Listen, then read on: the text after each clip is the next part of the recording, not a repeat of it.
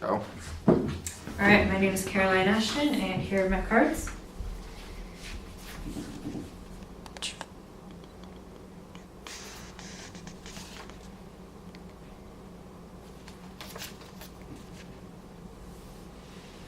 All right. And these are my parents. These are my friends, Christian, Hector, and Spencer. So the first day of college for most people is supposed to be very exciting, free, and filled with meeting lifelong friends. For some, though, that is not always the case. In August of 2016, my first day at Bethany College began. Have you ever had one of those moments where you're having too much to go on and you don't really realize what's happening until after it's already happened? That moment happened for me my first day of college, during orientation. Classes didn't officially start for the next few days, so orientation was in full swing the moment we stepped onto campus.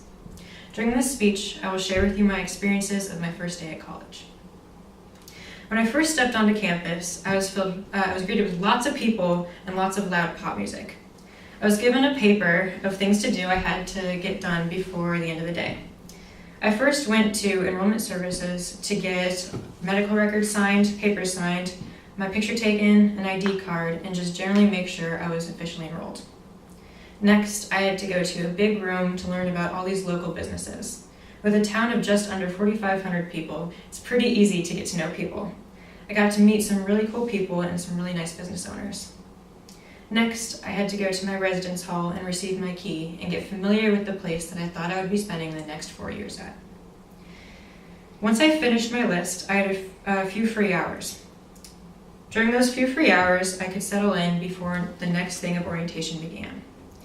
I was able to unpack everything from my dad's truck and my car and move them up to my room. I had so much stuff that I was scared I wouldn't be able to fit everything. Fortunately, I was able to fit everything with extra room to spare. During this time, I got very nervous and I got upset at the smallest things. While I was unpacking, I was able to meet my roommate. I was so happy that I was able to live with somebody who had the same interests as me. Unfortunately, as the weeks and then months went by, we didn't really get to see each other because we had opposite schedules. I next made a trip to Walmart to pick up last-minute forgotten items. During this trip, things started to slow down and I realized I was not going to be going home with my parents.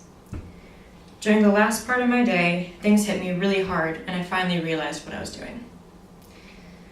Next, after I settled in, I had to go to an orientation class for freshmen to let me know what my responsibilities were. During this class, I got really bad anxiety and I started to panic. I left the class and I called my parents to come up to my room. After I got there, I ended up crying and panicking for 2 hours. They calmed me down, and after I finished panicking, they told me that I couldn't leave. I realized they were right because I had already paid for tuition, housing, and I wasn't enrolled anywhere back home, so I would be out of school for the next few months, which I really didn't want to do. After they left, I got to meet a senior from the art department. She was super nice and told me that everybody in the art department had the same anxiety that I was feeling on my first day.